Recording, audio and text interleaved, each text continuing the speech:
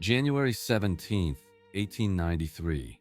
Inside Iolani Palace, the only royal residence ever built on American soil, a queen prepared to surrender her throne. Liliʻuokalani had ruled Hawaii for less than 2 years.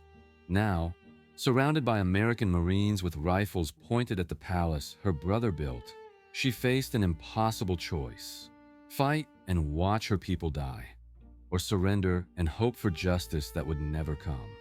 Outside, the Committee of Safety, 13 American businessmen who had never been elected to anything, declared themselves Hawaii's new government. The USS Boston sat in Honolulu Harbor, its Marines occupying the streets around the palace. Inside the throne room where King Kalākaua had hosted presidents and emperors, where electric lights had blazed before the White House had them, where Hawaiian sovereignty had been celebrated just a decade earlier, the Queen signed away her kingdom. The palace had cost $343,195 to build, over $10 million in today's money. Kalākaua had commissioned it to prove Hawaii belonged among the world's civilized nations, that a Polynesian kingdom could match European monarchies in grandeur and sophistication. He had succeeded. The palace was a marvel, more technologically advanced than most buildings in America. It had electricity in 1886. It had telephones connecting every room. It had flush toilets and indoor plumbing that rivaled anything in Washington, D.C. But proving civilization wasn't enough. The palace built to save Hawaiian independence would witness its destruction. The rooms designed to impress world leaders would become a prison for the last Hawaiian monarch. The building Kalākaua constructed to establish permanence would stand for 126 years as evidence of exactly the opposite, proof that even the most beautiful monument can't protect the powerless from the powerful. This is the story of how an elected king with a vision built America's first royal palace, how he filled it with cutting-edge technology and hosted world leaders in rooms covered with gold and koa wood, how he traveled the globe to secure Hawaii's future and returned to find American businessmen tightening their control, how his sister inherited both his palace and his impossible situation, and how the building meant to prove Hawaiian sovereignty became the stage for its final act. If you enjoy exploring the collision between vision and reality, between what we build and what survives, hit that like button and subscribe. Let's begin with the ending. The throne room was silent. Liliʻuokalani stood near the koa wood throne her brother had commissioned, the one topped with the Hawaiian coat of arms and the kingdom's motto, Ua mau ke ia oka aina ika pono. The life of the land is perpetuated in righteousness. The motto would survive the monarchy by over a century. The righteousness would not. Sanford Dole stood across from her. He was 48 years old, the son of American missionaries, born in Hawaii but culturally American, economically tied to sugar plantations that wanted annexation to the United States. He had never been elected to anything. No Hawaiian had voted for him, but he represented the Committee of Safety, backed by American Marines, and in January of 1893, that was enough. The Queen had ruled since January 29, 1891, inheriting the throne when her brother Kalākaua died in San Francisco at age 54. She had inherited his palace, his debts, his impossible political situation. American businessmen controlled Hawaii's economy through sugar plantations. They wanted annexation to avoid tariffs. The monarchy was the only obstacle. For 2 years, Liliʻuokalani had resisted. She had proposed a new constitution that would restore power to the monarchy and voting rights to native Hawaiians. The business community had responded with a coup. Now she stood in the palace Kalākaua built, surrounded by the proof of Hawaiian civilization, watching that civilization legally end. The document before her was simple. She would surrender executive authority to the provisional government. She would not resist. In exchange, her people would not be harmed. She signed. The provisional government took control. Within hours, they were operating from inside Iolani Palace, using the king's desk, sitting in his chairs, conducting meetings in rooms he had designed to celebrate Hawaiian culture. The American flag would fly over the palace within days. Liliʻuokalani was not immediately imprisoned. That would come 2 years later, in 1895, after a failed counter-revolution attempt. Then she would be held under house arrest for 8 months in one of the palace's upstairs bedrooms, the same room where she had slept as crown princess, where she had lived while her brother ruled. The bedroom had a view of Honolulu, of the kingdom she could see but no longer governed. During those 8 months of imprisonment, she composed music. Aloha Oe was written earlier, but other songs came during captivity, melodies that captured loss and longing. The palace had been built for celebrations, for coronations and receptions, and balls where Hawaiian royalty hosted the world. Now it held a queen as prisoner, its rooms repurposed for her confinement. The irony was absolute. Kalākaua had commissioned Iolani Palace specifically to prove Hawaii was not primitive, not backward, not in need of American civilization. Every room was designed to demonstrate sophistication. The throne room with its hand-carved koa furniture and portraits of Hawaiian monarchs. The blue room where the king received foreign dignitaries. The state dining room where elaborate dinners showcased Hawaiian and European cuisine. The grand hall with its koa staircase rising 3 stories, light streaming through the central courtyard. All of it meant to say, we are civilized. We are sophisticated. We deserve sovereignty. American businessmen had responded, we don't care. We want your sugar tariff free. The palace stood as beautiful as the day it opened. The electric lights still worked. The telephones still connected the rooms. The flush toilets still functioned. Nothing about the building had failed. What failed was the belief that architecture could substitute for power, that proving civilization mattered to people who wanted resources more than respect. Kalākaua had understood this dimly toward the end. In 1887, just 5 years after the palace opened, he had been forced at gunpoint to sign the Bayonet Constitution, stripping the monarchy of real authority while leaving the title intact. He remained king, but only symbolically. American and European businessmen controlled the government. Native Hawaiians lost voting rights. Unless they met property requirements, few could achieve.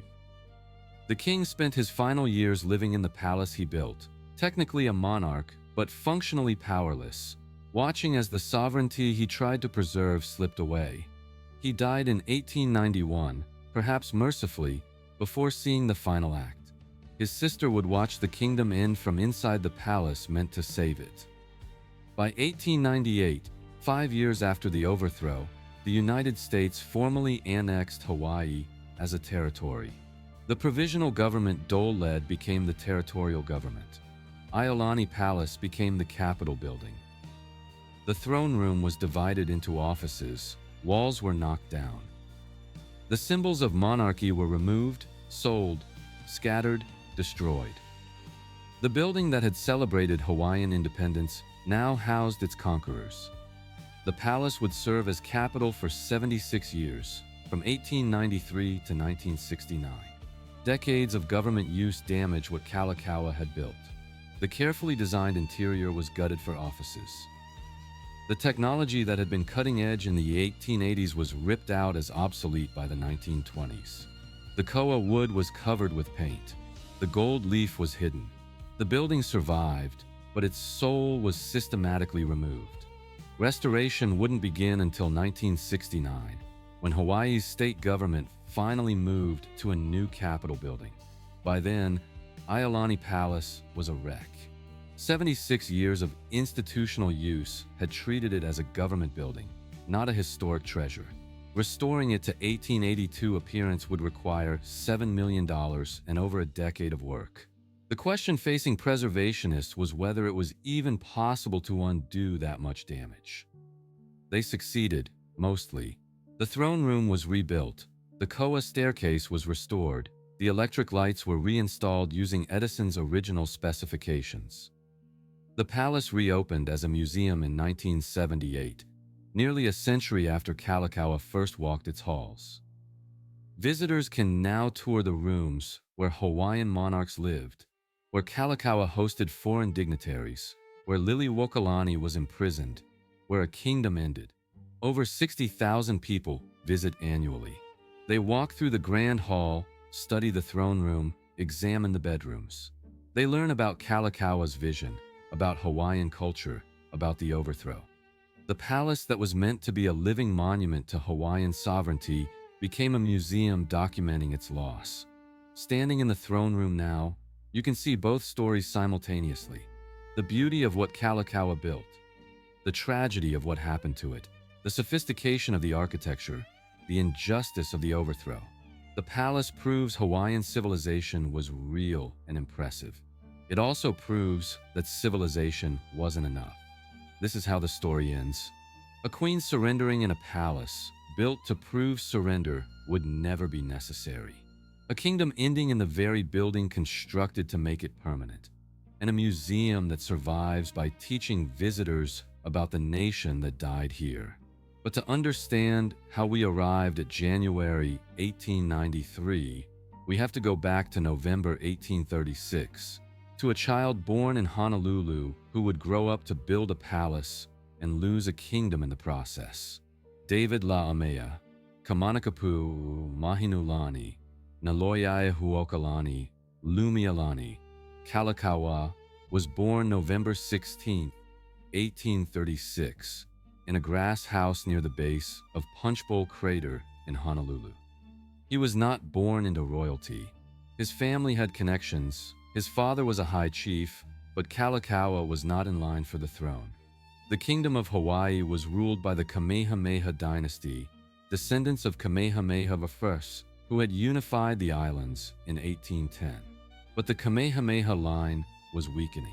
By the 1870s, it had produced no clear successor. When King Lunalilo died in 1874, after just over a year on the throne, leaving no heir, Hawaii faced a succession crisis. For the first time, the kingdom would elect its monarch.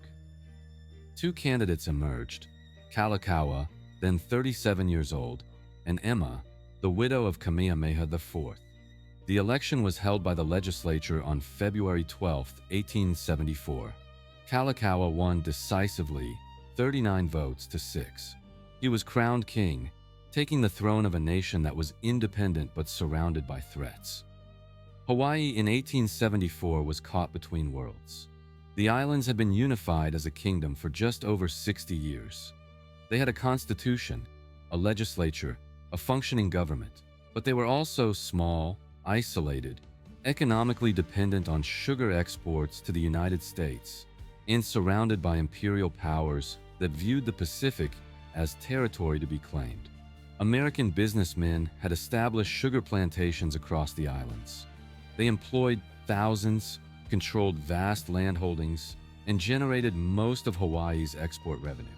They were culturally American, economically tied to the United States, and politically interested in annexation. Many had been born in Hawaii, sons of missionaries, but they identified with America more than with the Hawaiian kingdom. Kalākaua understood the precarious position. Hawaii needed to be taken seriously as a sovereign nation. It needed diplomatic recognition, trade agreements, alliances that would make annexation politically difficult. It needed to prove it was civilized, modern, capable of self-government according to Western standards. The problem was that Western powers tended to dismiss Polynesian nations as primitive. Never mind that Hawaiians had developed sophisticated agriculture, navigation, governance systems over centuries. Never mind that the kingdom had successfully adopted constitutional monarchy, maintained diplomatic relations, negotiated treaties. Western nations looked at brown-skinned Polynesians and saw savages in need of civilization. Kalākaua decided to prove them wrong through modernization and spectacle. He would embrace technology, build infrastructure, establish institutions that matched or exceeded what existed in Europe and America. He would make Hawaii so obviously civilized that dismissing it would become impossible. The palace would be central to this strategy. Every nation had a royal residence that symbolized its permanence and legitimacy. Britain had Buckingham Palace, France had Versailles. Russia had the Winter Palace. What did Hawaii have? A modest two-story building that had served adequately but looked nothing like what a real royal palace should be. Kalākaua began planning almost immediately after taking the throne. He wanted something that would impress foreign dignitaries, something that announced Hawaii's arrival among modern nations, something that couldn't be dismissed as primitive or temporary. He wanted a palace. The decision was both visionary and dangerous. Building a grand palace would cost a fortune. Hawaii didn't really have. The kingdom's budget was limited, dependent on sugar export revenue that fluctuated with global markets. Taking on massive debt to construct a palace would strain finances for years. It would also anger the American business community, who would see it as wasteful spending rather than necessary symbolism. But Kalākaua believed the alternative was worse. Without visible symbols of permanence and sophistication, Hawaii would continue to be seen as a temporary Polynesian kingdom waiting to be annexed. The palace would be a statement: we are here to stay, we are civilized, we matter. He commissioned architects in 1879. The palace would rise on the site of an old adobe building that had served previous monarchs. The new structure would be American Florentine in style, blending European architectural principles with Hawaiian aesthetics and materials. It would be large enough to host state functions, contain private royal apartments, include administrative offices, and incorporate cutting-edge technology. The architects were Thomas J. Baker, Charles J. Wall, and Isaac Moore. Baker had designed other prominent Honolulu buildings and understood what Kalākaua wanted, something that looked like it belonged in Europe while feeling distinctly Hawaiian.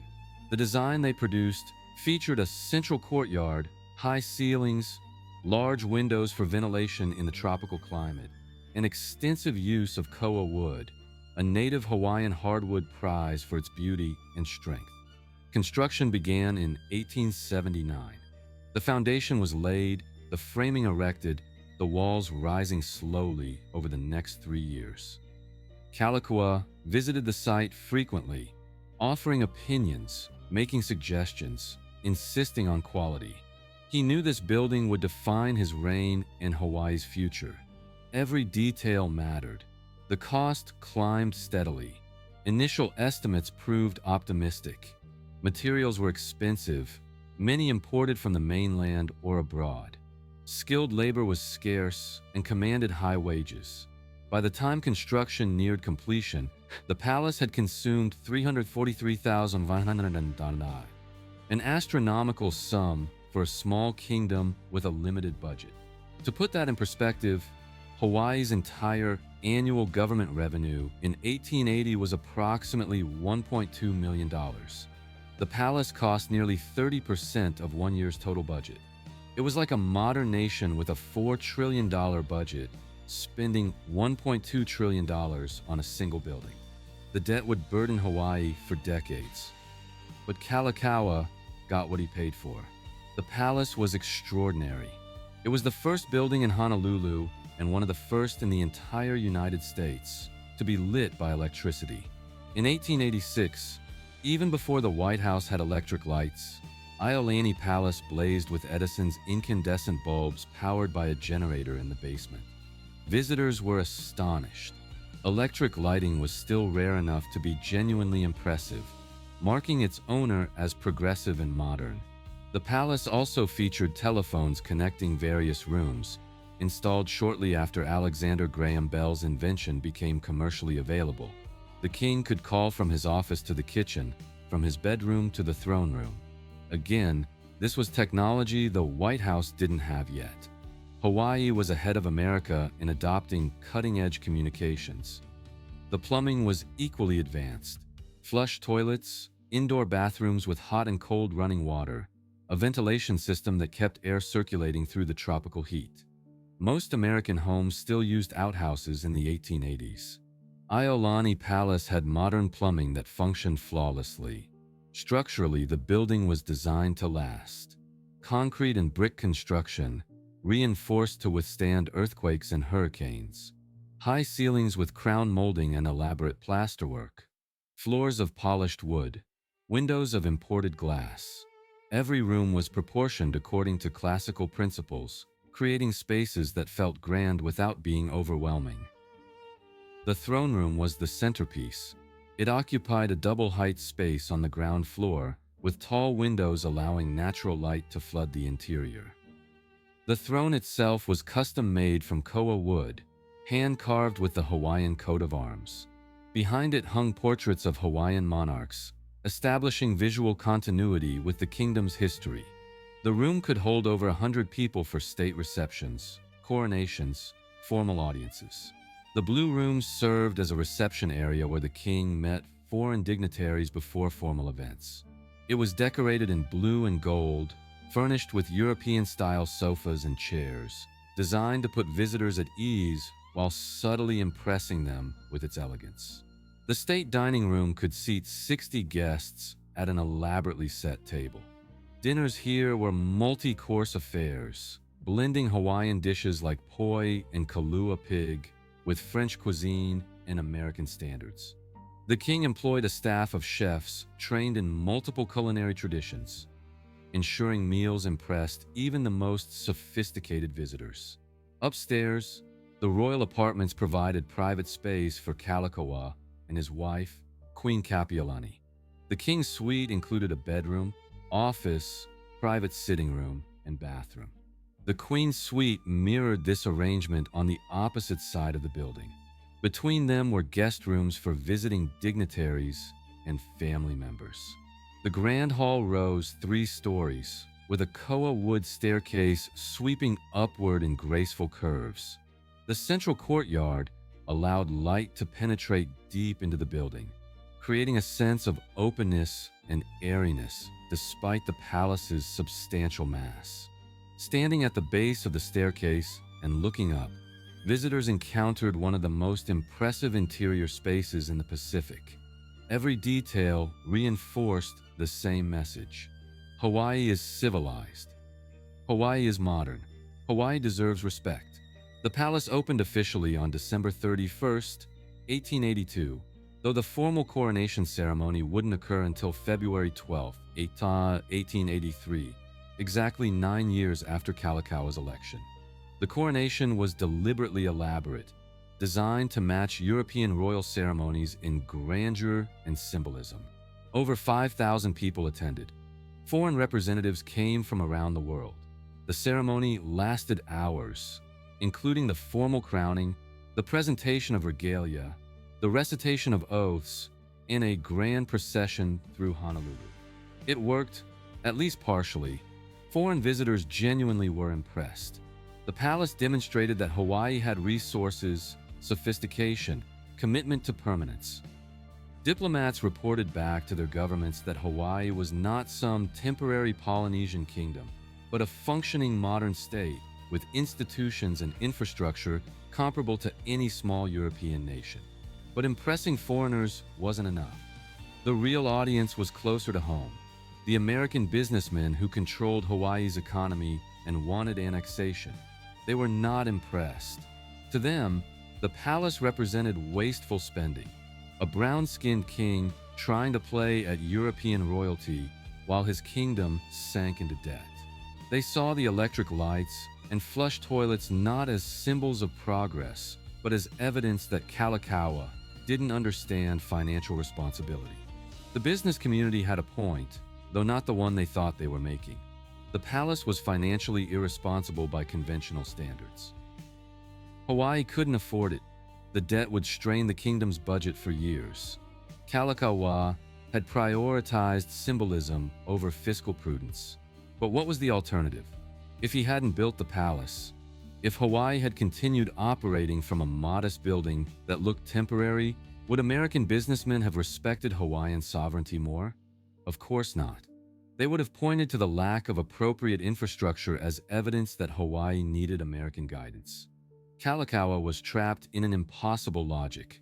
Building the palace cost too much and demonstrated irresponsibility. Not building it would have demonstrated primitiveness. Either way, the outcome was the same. American businessmen would argue Hawaii needed annexation, At least the palace gave Hawaii dignity. At least it proved Hawaiian civilization was real. At least it created a monument that would outlast the kingdom itself, standing as permanent evidence that Hawaiians had built something magnificent. Kalākaua didn't know yet that the palace would witness the kingdom's end. In 1882, standing in the completed throne room, seeing the electric lights blazing, hearing telephones ringing, watching foreign dignitaries genuinely impressed, he believed he had secured Hawaii's future. He was wrong, but he had a few good years before that became clear. In 1881, before the palace was even completed, Kalākaua did something no reigning monarch had ever done. He left his kingdom and circled the globe. The trip lasted 281 days, covered over 46,000 miles, and took him through Asia, the Middle East, Europe, and North America. He met emperors, kings, queens, presidents, and prime ministers. He was the first monarch to circumnavigate the earth, and he did it to save Hawaii. The trip had multiple purposes. Diplomatically, Kalākaua wanted to establish personal relationships with world leaders, making Hawaii real to them as more than just dots on a map. Economically, he wanted to explore trade agreements and investment opportunities that didn't depend solely on the United States. Culturally, he wanted to learn about how other nations preserved their traditions while modernizing. And personally, he loved travel and technology and was genuinely curious about the world. He departed Honolulu on January 20th, 1881, aboard the USS Pensacola. His first stop was San Francisco, then Japan. In Tokyo, Emperor Meiji received him with full honors, recognizing Kalākaua as a fellow monarch working to modernize a non-Western nation. They discussed technology, governance, international relations. Meiji had transformed Japan from a feudal society into an industrial power in just 30 years. Kalākaua wanted to understand how. From Japan, he traveled to China, meeting with high officials, though not the emperor, who was a child. Then to Siam, Thailand, where King Chulalongkorn hosted him. Like Meiji and Kalākaua, Chulalongkorn was attempting to modernize while preserving sovereignty against European imperialism. The three monarchs represented a pattern: non-Western leaders trying to navigate a world dominated by Western powers who viewed them as inferior. Kalākaua continued to Burma, Singapore, Malaya, British India. In India, he saw both the wealth and the cost of British imperialism. The infrastructure was impressive, but it served British interests while Indian poverty remained crushing. The lesson was clear. Annexation meant exploitation disguised as progress. He sailed through the Suez Canal to Egypt, toured the pyramids, met with Egyptian officials. Then to Jerusalem, Constantinople, Vienna, Brussels. In Brussels, King Leopold II received him. This was the same Leopold who was privately creating the Congo Free State, though those atrocities wouldn't become widely known for years. Kalākaua saw only another European monarch with colonial holdings. In Paris, he toured the Palace of Versailles, observing the grandeur that had once housed French royalty. The palace was already a museum by 1881, the monarchy having collapsed decades earlier in revolution. Kalākaua noted the irony. Even the greatest palaces couldn't protect kings from politics and economics. He met with Pope Leo XIII at the Vatican, establishing diplomatic relations between Hawaii and the Holy See. Then to Berlin, where he dined with Kaiser Wilhelm I, to London, where Queen Victoria received him at Buckingham Palace. Victoria was 62 years old, ruling an empire that spanned a quarter of the globe. She treated Kalākaua with respect as a fellow monarch, though her empire was busy annexing Pacific islands that looked remarkably like Hawaii. The reception in London was warm. The British press covered the Hawaiian king's visit extensively. Society figures hosted him at dinners and receptions. He attended the opera, visited museums, toured Parliament. For a few weeks, Hawaii was treated as an equal partner in the community of nations. From England, Kalākaua sailed to New York, arriving in September 1881. America's reception was more complicated. Some newspapers celebrated the visiting monarch. Others mocked him as a savage playing dress-up. The racism was open and casual, reflecting American attitudes toward non-white peoples in the 1880s. He met with President Chester A. Arthur at the White House. Arthur was polite but non-committal on trade agreements. The United States was already considering annexing Hawaii, though it wouldn't happen for another 17 years. Arthur didn't need to antagonize Kalākaua, but he also wasn't going to promise protections Hawaii needed. Most importantly for technology and modernization, Kalākaua met Thomas Edison. Edison was 34 years old. At the height of his inventive powers, having recently perfected the incandescent light bulb, Kalākaua was fascinated. They discussed electric lighting, power generation, the future of technology. Edison apparently liked the Hawaiian king, finding him genuinely interested in science rather than just royal protocol. That meeting led to Iolani Palace becoming one of the first buildings in America with electric lights. When Edison's systems became commercially available a few years later, Kalākaua immediately installed them. The palace would have electricity before the White House, a point of pride that demonstrated Hawaii's progressiveness. Kalākaua returned to Honolulu on October 29, 1881, having been gone for 281 days. He brought back treaties, trade agreements, diplomatic connections, and ideas about modernization. He also brought back a deeper understanding of how precarious Hawaii's position was. Every nation he visited was either an imperial power annexing territory or a victim of such powers. There was no middle ground in the 1880s. You were either strong enough to resist or you were colonized. The trip convinced Kalākaua that the palace project was essential. Physical symbols of permanence and sophistication mattered in international relations. A kingdom with a grand palace, electric lights, modern infrastructure was harder to dismiss as primitive. The palace wasn't wasteful spending. It was strategic investment in Hawaii's survival. American businessmen in Honolulu saw things differently. While the king was traveling the world, they were growing more frustrated with Hawaiian governance. The Constitution gave significant power to the monarchy, limiting what the business community could accomplish through legislation. Sugar tariffs were hurting profits. Labor issues needed addressing. They wanted a government more responsive to economic concerns, preferably one aligned with American interests. Tension had been building for years. It would explode in 1887, just 5 years after the palace opened. But in 1881, fresh from his world tour, Kalākaua still believed he could preserve Hawaiian sovereignty through diplomacy and modernization. He pushed forward with the palace construction, incorporated electric lights and telephones, hosted foreign dignitaries in spaces designed to impress. For a few years, it seemed to work.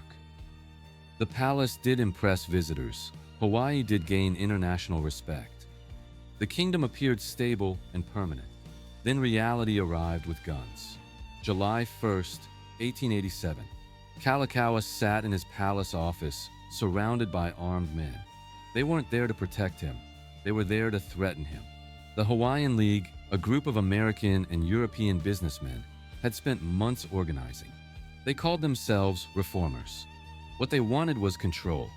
Outside the palace, the Honolulu Rifles, a militia force of about 400 men loyal to the business community, stood ready. Inside, the League's leadership presented Kalākaua with a document, a new constitution that would strip the monarchy of real power while leaving the title intact. The terms were brutal. The king would lose the ability to appoint the House of Nobles.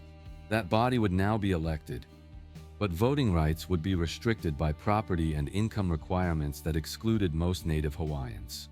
The king's ministers would no longer serve at his pleasure, but would require legislative approval. Most significantly, Asian immigrants would lose voting rights entirely, and property requirements for white voters would be minimal, while requirements for Hawaiian voters would be substantial. The new constitution would effectively transfer power from the monarchy to the business community. Kalākaua would remain king in name, living in his palace, maintaining ceremonial functions, but real governance would shift to men who saw annexation as inevitable and desirable. He asked for time to consider. They refused. Sign now or face the consequences. The Honolulu rifles outside would ensure compliance. There would be no debate, no negotiation, no democratic process. This was a coup disguised as constitutional reform. Kalākaua signed. What choice did he have? The military force arrayed against him was overwhelming. Resistance would mean violence, possibly civil war, certainly death. He signed under duress on July 6, 1887, and the document became known as the Bayonet Constitution because it was imposed at gunpoint. The palace that Kalākaua had built to prove Hawaiian sovereignty witnessed the moment that sovereignty was taken. The throne room, where he had hosted world leaders, became the site of his submission. The building, meant to establish permanence, documented the beginning of the end. The impact was immediate. Native Hawaiians lost most political power. The legislature, now controlled by property qualifications that favored white businessmen, passed laws benefiting plantation owners. Sugar export agreements favored American interests. The kingdom became a monarchy in name only, controlled by a business oligarchy that viewed annexation as the logical endpoint. Kalākaua never recovered from the humiliation. He continued to live in the palace, to perform ceremonial duties, to host state functions. But everyone knew he was powerless.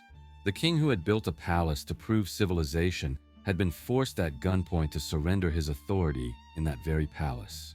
His health declined.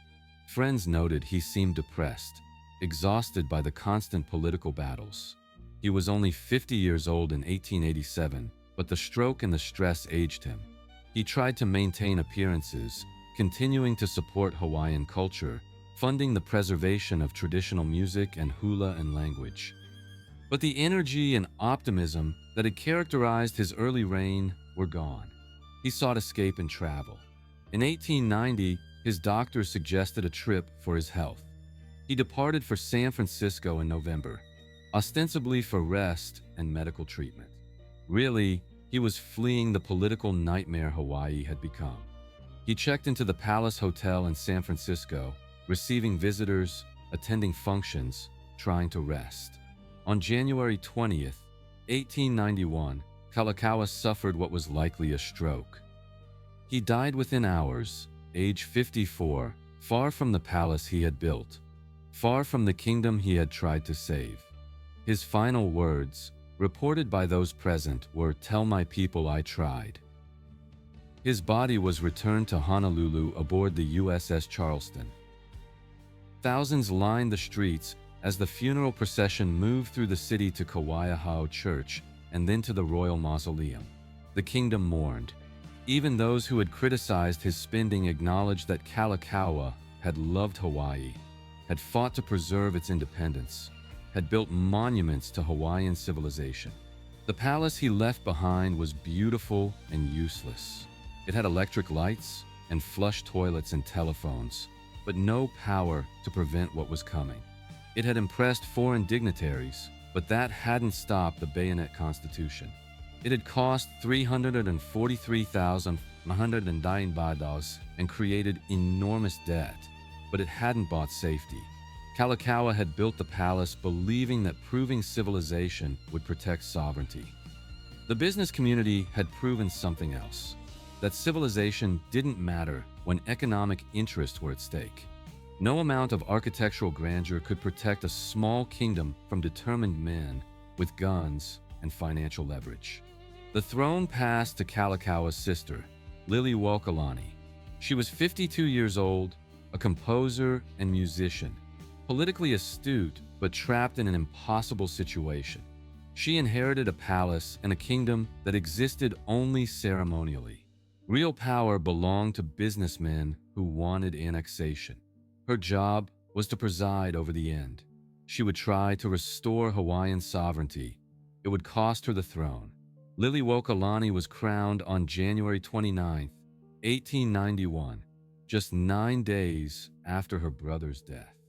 The ceremony took place in the throne room of Iolani Palace, the same room where Kalākaua had been crowned, where the bayonet constitution had been forced upon him, where the kingdom's last act would soon play out.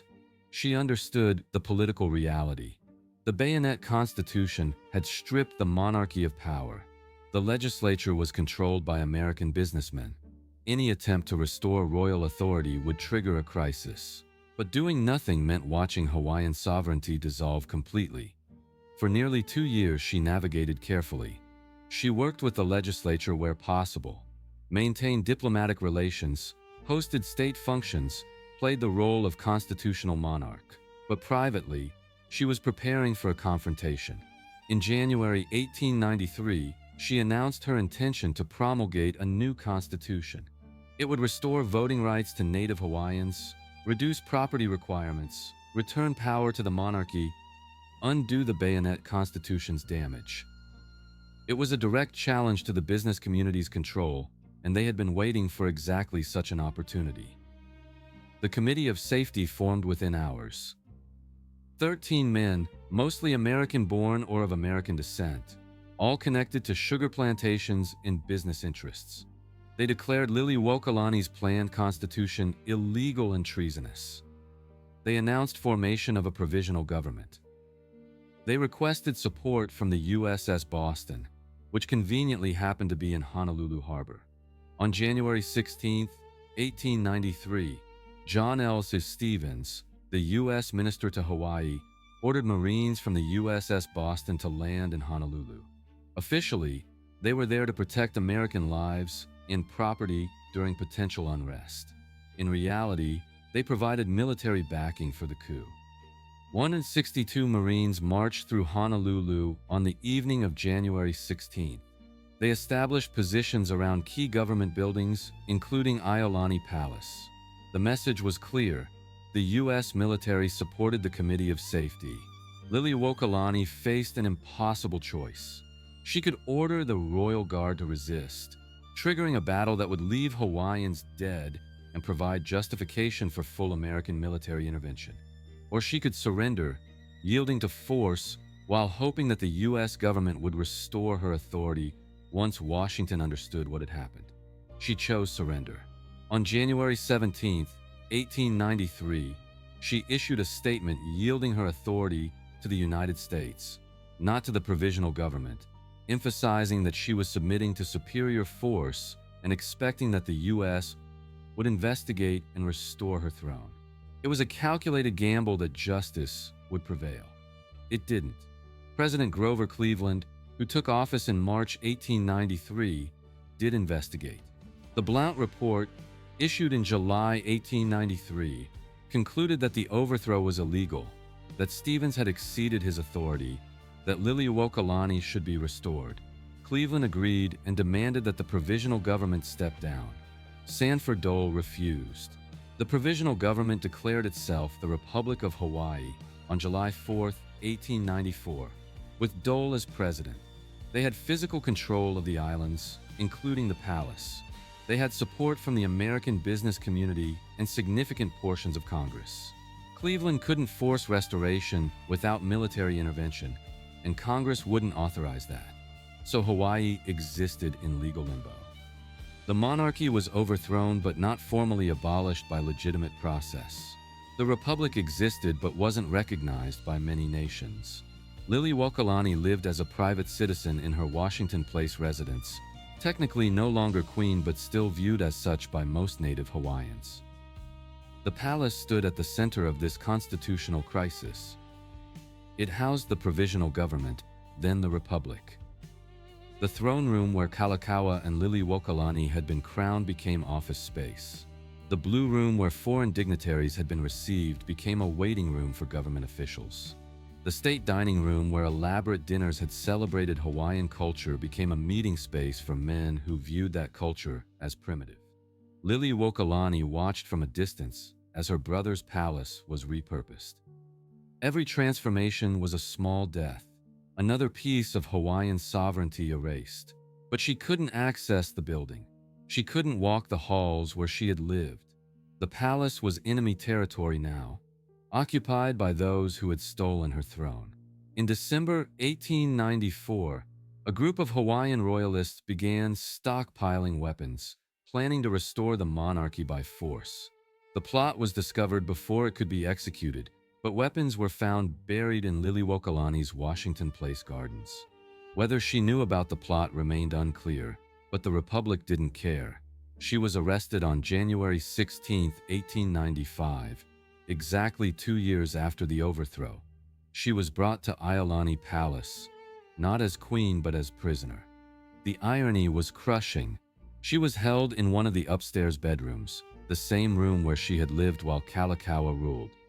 The room had a view of Honolulu, of the kingdom that was no longer hers.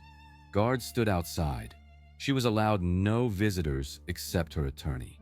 For 8 months, she was confined in the palace her brother built to prove Hawaiian civilization. The trial was brief. She was charged with misprision of treason, knowing about the rebellion and failing to report it. The evidence was circumstantial. The verdict was predetermined. On January 24, 1895, she was found guilty and sentenced to 5 years hard labor and a $5,000 fine. The sentence was immediately commuted to house arrest. The Republic didn't actually want to imprison the former queen long term. It would make her a martyr. They wanted her neutralized politically and symbolically humiliated. 8 months in the palace accomplished both goals. During those 8 months, Liliʻuokalani composed music. She had always been a talented composer, having written Aloha Oe years earlier.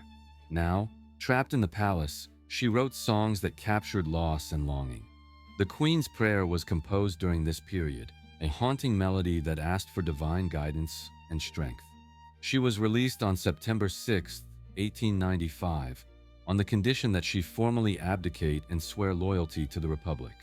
She complied, signing a document that stated, "I, Liliʻuokalani, by the grace of God and under the Constitution of the Hawaiian Kingdom Queen, do hereby solemnly protest against any and all acts done against myself and the constitutional government of the Hawaiian Kingdom, and I yield to the superior force of the United States of America." She never accepted the overthrow as legitimate. For the remaining 22 years of her life, she fought for restoration and compensation.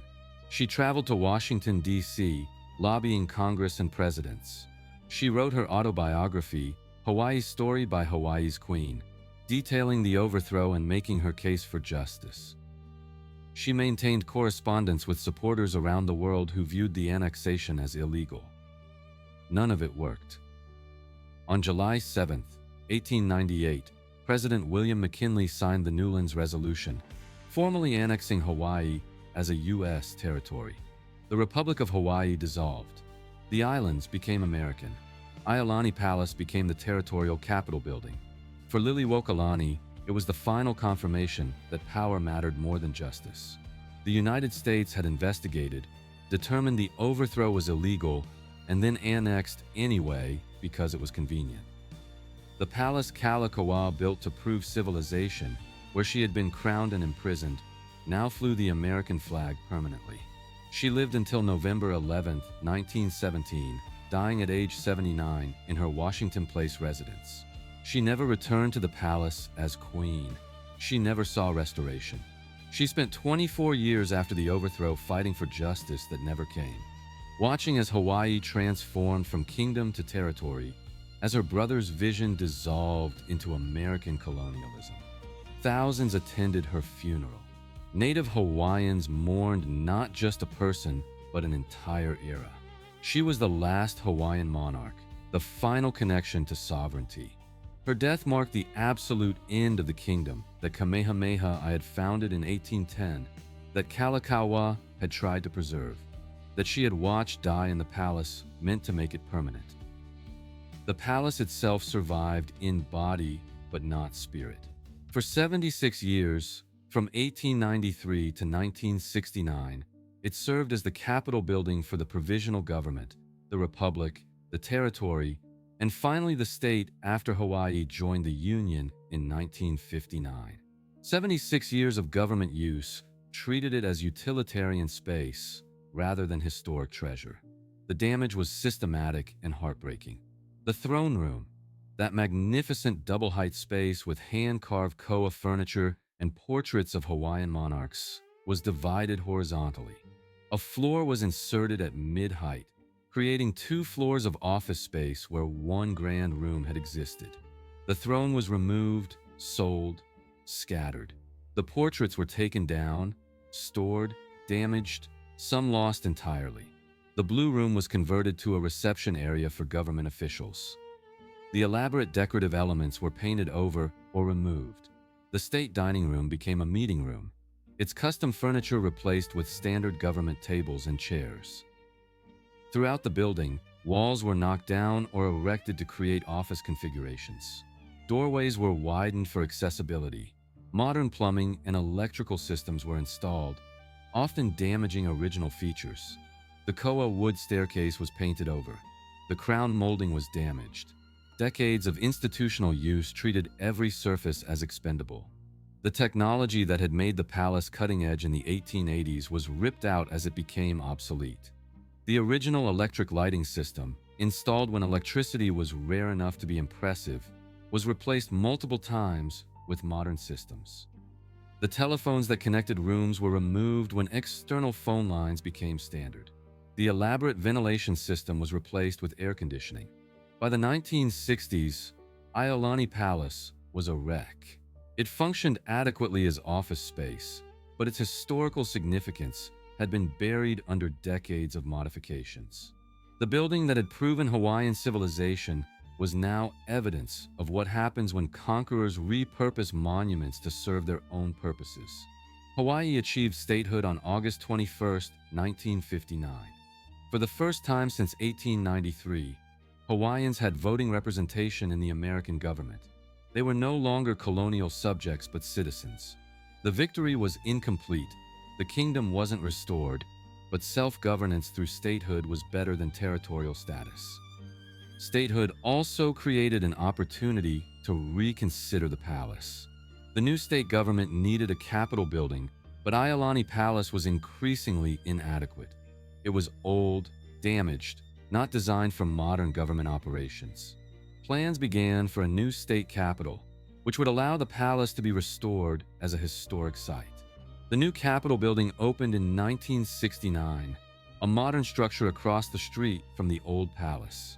For the first time in 76 years, Iolani Palace was empty of government operations.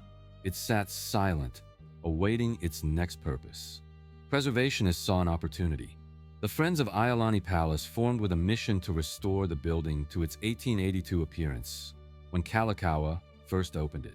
They estimated the project would cost $7 million, an enormous sum, but they believed the palace was worth saving. The restoration took over a decade. Every room had to be researched, original plans and photographs studied, period-appropriate materials sourced. The throne room required complete reconstruction, removing the inserted floor, rebuilding the double-height space, recreating the furniture and decorative elements from old photographs and descriptions. The koa wood had to be uncovered, stripped of paint, restored to its original finish. Crown molding had to be repaired or recreated. Windows needed restoration. The electric lighting system was rebuilt using Edison's original specifications, allowing the palace to once again be lit by period-appropriate incandescent bulbs. Furniture was the biggest challenge. Most of the original pieces had been sold, scattered, lost. Restorers tracked down what they could, purchasing items at auctions, convincing private collectors to donate pieces back to the palace. Where originals couldn't be found, period-appropriate replacements were sourced or replicas commissioned. The throne proved particularly difficult. Kalākaua's original koa throne had been divided, sold, lost to history. Restorers eventually located pieces and commissioned a careful reconstruction. The result wasn't perfect, but it approximated what Kalākaua had commissioned in the 1880s. Throughout the palace, every detail was researched and restored. Paint colors were matched to original specifications using chemical analysis of underlying layers. Wallpaper patterns were recreated from fragments found behind later coverings. The courtyard was restored to its original plantings. Even the flagpoles were researched and replaced with period-appropriate designs. The restoration wasn't just about aesthetics. It was about reclaiming Hawaiian history from the erasure of the Capitol building years.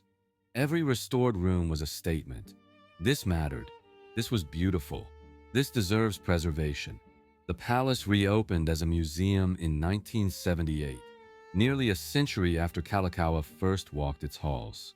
The public could now tour rooms that had been closed for decades, seeing what Hawaiian royalty had created, understanding what the overthrow had destroyed. The response was immediate and emotional.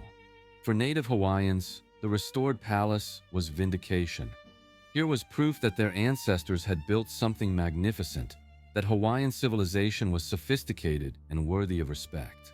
For tourists and history enthusiasts, it was a revelation.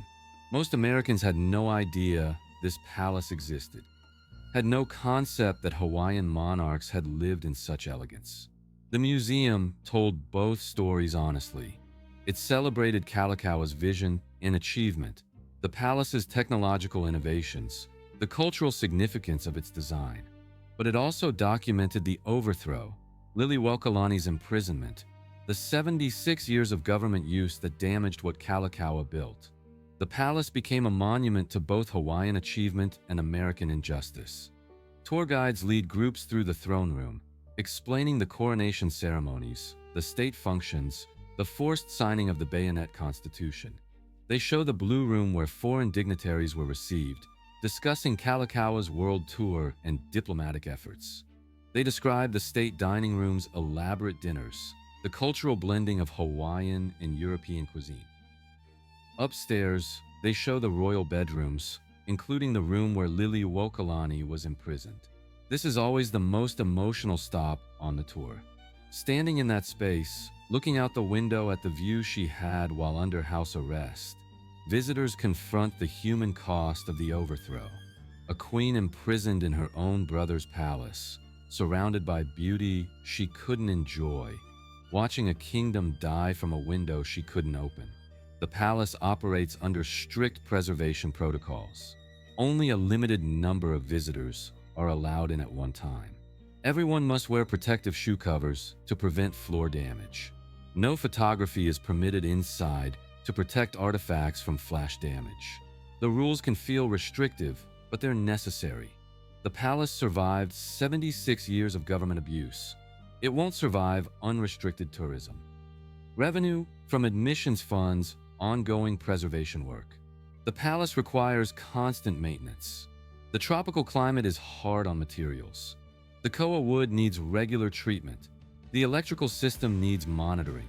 The roof requires periodic repair. Preserving the palace is an endless job, but the museum generates enough income to sustain itself. Over 60,000 people visit annually. Some are tourists who saw the palace on a list of Honolulu attractions. Others are history enthusiasts specifically interested in Hawaiian monarchy. Many are native Hawaiians reclaiming their history, bringing children and grandchildren to see what their ancestors built. For native Hawaiians, the palace serves a purpose beyond tourism.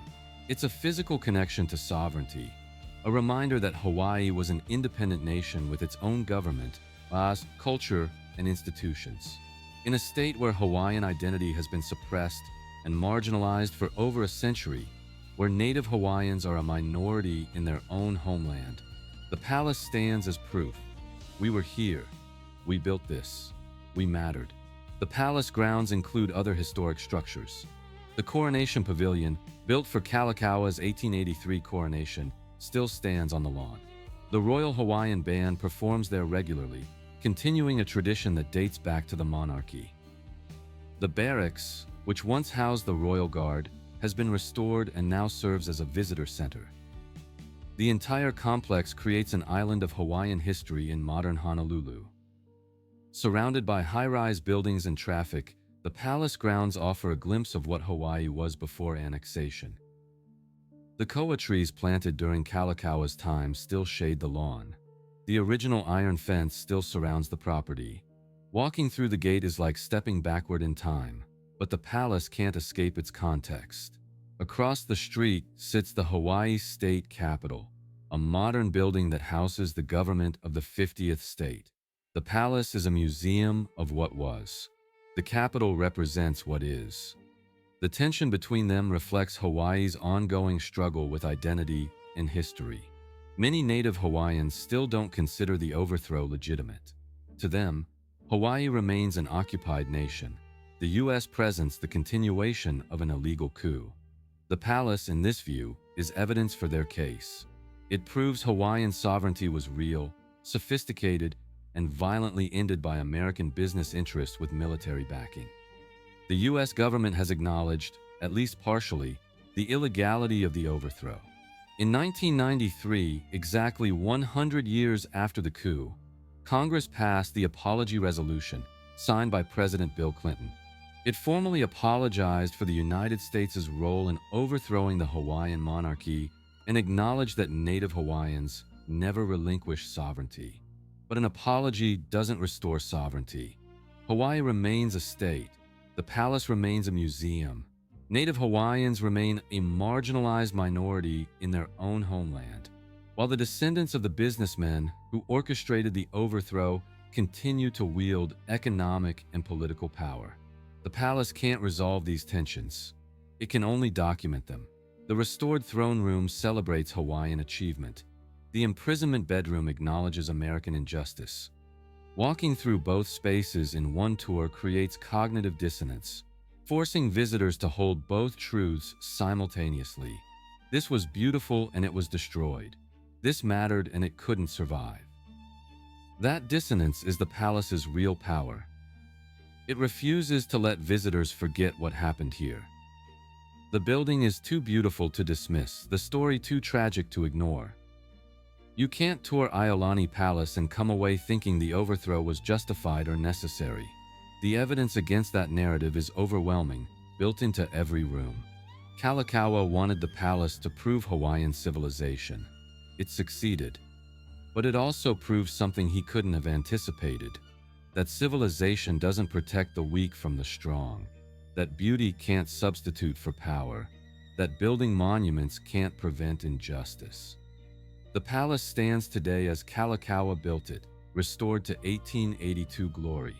The electric lights glow, the koa wood shines, the throne room soars. Every detail is perfect. But it's a museum now, not a royal residence. The kingdom is gone. The monarchy ended. The palace survives by teaching visitors about its own destruction. Over 60,000 people annually walk through rooms where Hawaiian monarchs lived, where a kingdom died, where American colonialism planted its flag.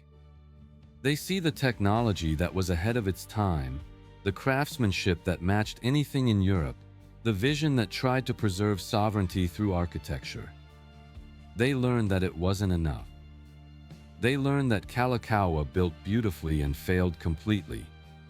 They learned that Liliʻuokalani fought courageously and lost inevitably. They learned that the palace, for all its splendor, couldn't save the nation it was designed to symbolize. But they also learned that the palace survived, not as Kalākaua intended, not as a functioning royal residence, but as something else: a monument to Hawaiian achievement, a witness to American injustice, a museum that refuses to let anyone forget what happened here. The palace that was supposed to prove Hawaiian civilization now proves something more complicated: that marginalized peoples can create magnificence, that colonial powers destroy what they cannot control, that buildings outlast the nations that create them, and that sometimes surviving means transforming into something you never intended to become. Kalākaua spent $343,595 building a palace to save a kingdom. The kingdom died anyway, but the palace survived by becoming public, by opening its doors to everyone, by teaching its tragic story to anyone willing to listen. That wasn't what Kalākaua wanted. He wanted a royal residence that would house Hawaiian monarchs for generations, that would prove to the world that Hawaii deserved sovereignty, that would stand as permanent evidence of Polynesian civilization. He got something else: a museum that documents the death of everything he tried to preserve. The palace succeeded as architecture, but failed as strategy. It's beautiful and tragic, impressive and heartbreaking, a monument to both achievement and loss. Standing in the throne room today, looking up at the restored koa ceiling, the hand-carved columns, the space where Kalākaua was crowned and Liliʻuokalani surrendered, you can see both stories at once. The beauty that was created, the tragedy that destroyed it, the vision that built the palace, the reality that took it away. 60,000 visitors a year means 60,000 people learning this story, confronting this complexity, understanding that American history includes this injustice. The palace survives by teaching, by refusing to be forgotten, by standing as permanent evidence of what happened here. Kalākaua built a palace to prove Hawaiian civilization. It worked, but not in time to save the kingdom. The proof remains, restored and preserved, teaching new generations about what Hawaii was, what America did, and what survives when nations die but buildings endure. The throne room still stands. The electric lights still glow. The telephones are silent now, but they're still there, connected to rooms where no one answers. The flush toilets still function. The koa wood still shines. Everything is preserved exactly as Kalākaua intended, frozen at the moment of maximum hope before everything collapsed. That's the final irony. The palace succeeded perfectly as architecture, as technology, as beauty. It failed completely as strategy. Kalākaua's vision was realized in every detail except the one that mattered most. It didn't save Hawaii, but it saved the memory of Hawaii. It saved the evidence of what was lost. It saved the story that needs telling. The palace survives not as a royal residence, but as a witness, standing silent on its grounds in Honolulu, teaching anyone who enters about vision and loss, about achievement and injustice, about what one man built and what an empire destroyed. Iolani Palace is 143 years old now. It has outlived the kingdom by 132 years. It will outlive everyone who remembers the monarchy firsthand. It will stand for centuries more, beautiful and tragic, impressive and heartbreaking, teaching future generations about the immigrant king who built America's first royal palace and the nation that died inside it. That's not what Kalākaua wanted, but it's what remains. And in a world that erases inconvenient histories, that forgets colonial injustices, that moves on without acknowledging what was destroyed, having a palace that refuses to forget might be the most powerful legacy of all. The palace that couldn't save the kingdom saved the truth about its end. That will have to be enough.